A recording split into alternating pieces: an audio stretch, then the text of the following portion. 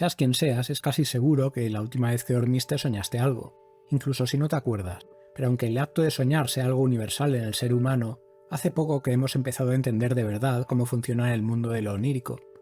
Así que si lo único que sabes acerca del tema son 4 ideas sueltas atribuidas a Sigmund Freud, quédate, porque aquí te doy un listado de los 11 hechos y curiosidades sobre los sueños más interesantes según mi opinión, desde su relación con la personalidad y la salud mental hasta la manera en la que se refleja en la actividad del cerebro. Toda esta información está basada en estudios científicos que pondré referenciados debajo del vídeo.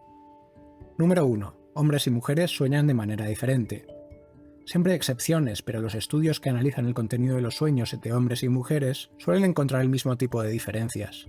En general, ellas tienden a soñar tanto con hombres como con mujeres de una manera bastante equitativa, mientras que en ellos esto no pasa. Hay cierta evidencia de que, en la edad adulta por lo menos, los hombres sueñan algo menos con mujeres que con hombres, pero la diferencia más clara es que los sueños de ellos contienen más elementos de violencia, de agresiones y de experiencias relacionadas con el logro personal. Además, ya hay alguna investigación que muestra cómo tanto los seres humanos como los robots son capaces de identificar con más de un 70% de eficacia si la descripción de un sueño ha salido de la experiencia de un hombre o de una mujer.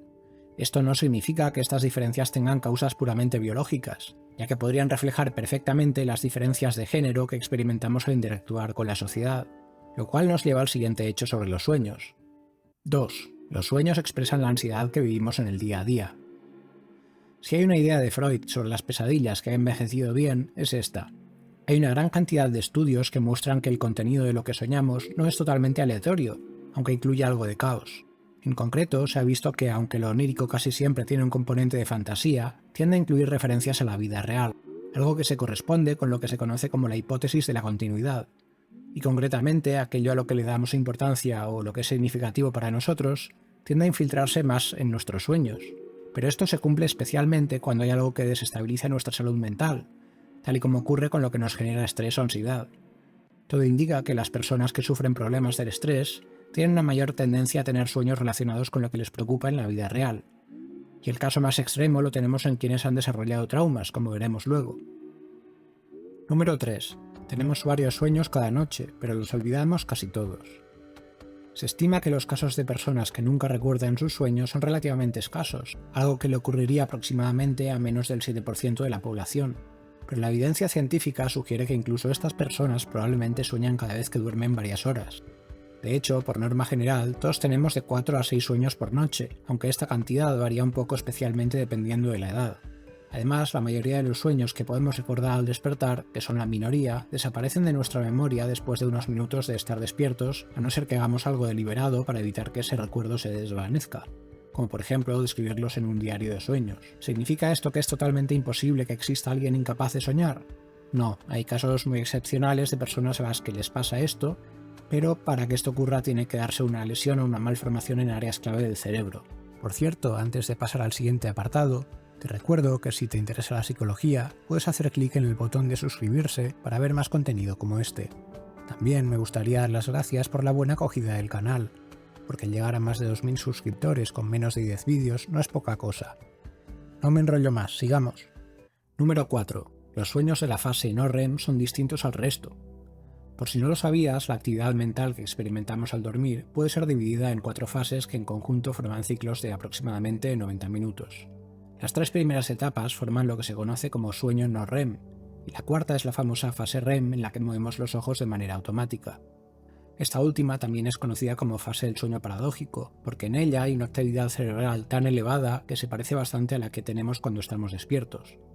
Y esto tiene mucho sentido porque es en la etapa REM cuando tenemos esos sueños tan complejos y vívidos.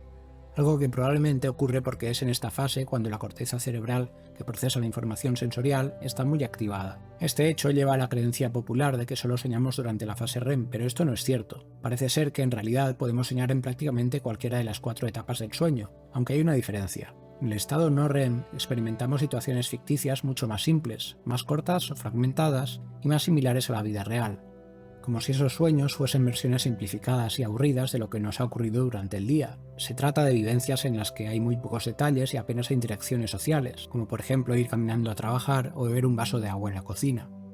En cambio, los sueños REM son más largos y complejos, más vívidos y con situaciones surrealistas capaces de desencadenar emociones intensas. Número 5. Es posible controlar los sueños.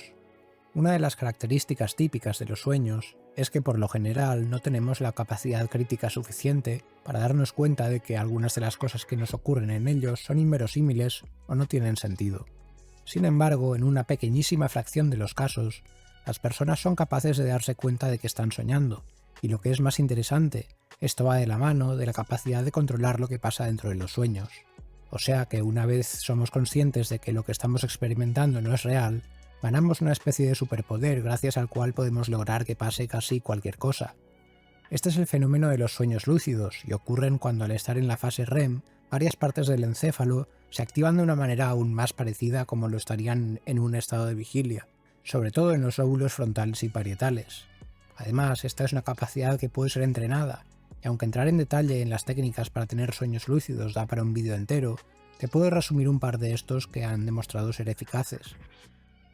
Por ejemplo, puedes ir repitiendo la frase "voy a tener un sueño lúcido" mientras te estás durmiendo, para que esta idea mantenga una huella en tu actividad cerebral mientras duermes.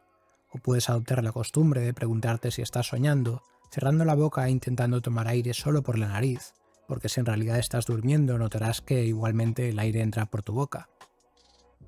Número 6. El sesgo negativo de los sueños. Uno de los descubrimientos más curiosos es que, por lo que parece, los seres humanos de todas las sociedades tendemos a soñar con experiencias negativas vinculadas con situaciones de estrés, peligro, asco o miedo. De hecho, los sueños que contienen emociones desagradables suelen ser más numerosos que los que contienen emociones agradables. Es muy posible que esta sea una predisposición innata, aunque esto aún está por ver. Ahora bien, esto no significa que las pesadillas intensas sean el tipo de sueño más común. De hecho, los sueños que nos generan cantidades de malestar tan intensos que nos despiertan son muy poco frecuentes, y la mayoría de las personas las sufren no prácticamente nunca o aproximadamente un par de veces al año. La mayoría de los sueños se mueven en esa zona gris que va entre los sueños emocionalmente neutrales, sin predominancia clara de emociones agradables o desagradables, y aquellos que claramente tienden hacia las desagradables. Número 7. Podemos realizar descubrimientos en los sueños.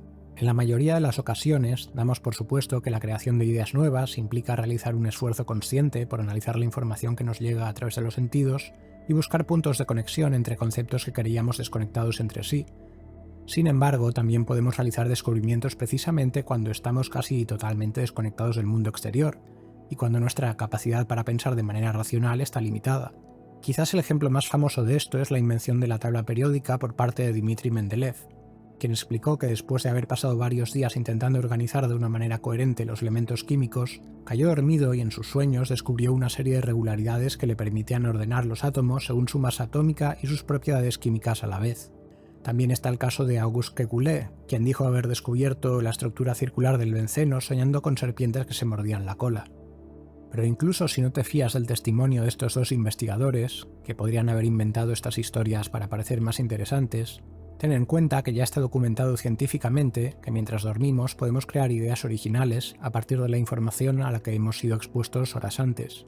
Este estudio publicado en la revista Nature muestra cómo las personas que dormían 8 horas después de haber sido expuestas a un ejercicio mental tenían más del doble de probabilidades de descubrir una regla subyacente que les permitía solucionar el desafío de una manera más eficiente en comparación con las que aún no se habían ido a dormir. Pero esta ventaja desaparecía si dormían estas 8 horas justo antes de haber entrado en contacto con el desafío por primera vez. O sea que, hipotéticamente, esas horas de haber estado soñando teniendo en mente el problema a resolver les permitía reconfigurar sus recuerdos acerca del desafío, viéndolo desde otros ángulos y aumentando las probabilidades de descubrir el truco para resolverlo con rapidez.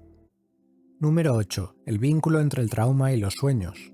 El trastorno por estrés postraumático está especialmente relacionado con los sueños. ¿Recuerdas que antes mencioné que lo normal es tener menos de una pesadilla intensa al mes? Bueno, pues se estima que alrededor del 70% de las personas con estrés postraumático las sufren con periodicidad semanal. De hecho, la cantidad promedio de pesadillas en las personas con ese trastorno podría llegar a ser de 5 por semana. Y si a esto le añadimos que aproximadamente la mitad de los sueños que recuerdan las personas con estos traumas son una replicación casi exacta del evento traumático, la conclusión es que es posible que la mayoría de las pesadillas recurrentes que existen estén ligadas al trauma. Número 9. La personalidad se plasma en los sueños. Varios estudios muestran que los 5 grandes rasgos de personalidad se relacionan con algunas predisposiciones a soñar de unas maneras y no de otras.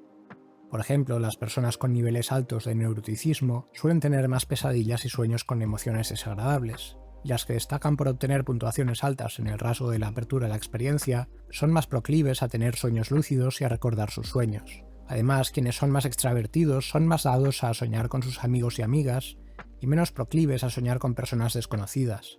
Pero ojo, esto no significa necesariamente que los distintos tipos de personalidad vengan acompañados de su propia estructura cerebral que se encargue de procesar los sueños de una manera determinada, porque también podría ser, simplemente, que las diferentes maneras de soñar estén propiciadas por los estilos de vida diferentes que están asociados a cada rasgo de personalidad.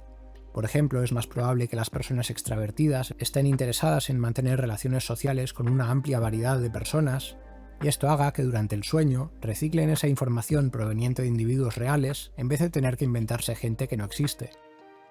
Y la gente más neurótica, como es más vulnerable a sufrir ansiedad en su día a día, también será más dada a expresar esa ansiedad al soñar.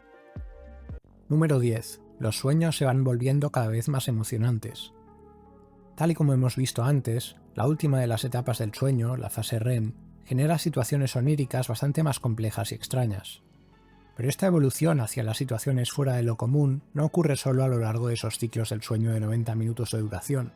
También es algo que ocurre a medida que pasamos varias horas durmiendo, es decir, en el transcurso de un ciclo de sueño al otro, lo cual significa que durante las últimas horas que pasamos durmiendo, estamos más expuestos a la posibilidad de tener sueños con una alta activación emocional. Quizás esta sea una manera de aumentar las probabilidades de dormir varias horas seguidas para mantener un buen estado de salud. Número 11. La incorporación sensorial. Cuando estamos soñando, nuestros sentidos no quedan bloqueados al 100% y siguen mandando información relacionada con los estímulos del mundo externo. Y buena parte de esos estímulos se infiltran en nuestros sueños sin llegar a despertarnos, algo que se conoce como incorporación sensorial. Ahora bien, esta vía de conexión con el mundo de los despiertos no se produce de manera literal, sino que normalmente el sueño disfraza estos estímulos de una manera un tanto fantasiosa e incluso dramática. Por ejemplo, hay casos en los que pellizcar la pierna de la persona dormida hace que ésta sueñe que esa pierna le ha quedado paralizada, o puede ocurrir que al hablarle a la persona dormida, ésta escuche una voz retransmitiendo esas palabras a través de una radio. Y dicho esto, solo me queda recomendarte este otro vídeo que quizás te interese si te gusta la psicología y despedirme hasta la próxima. Hasta luego.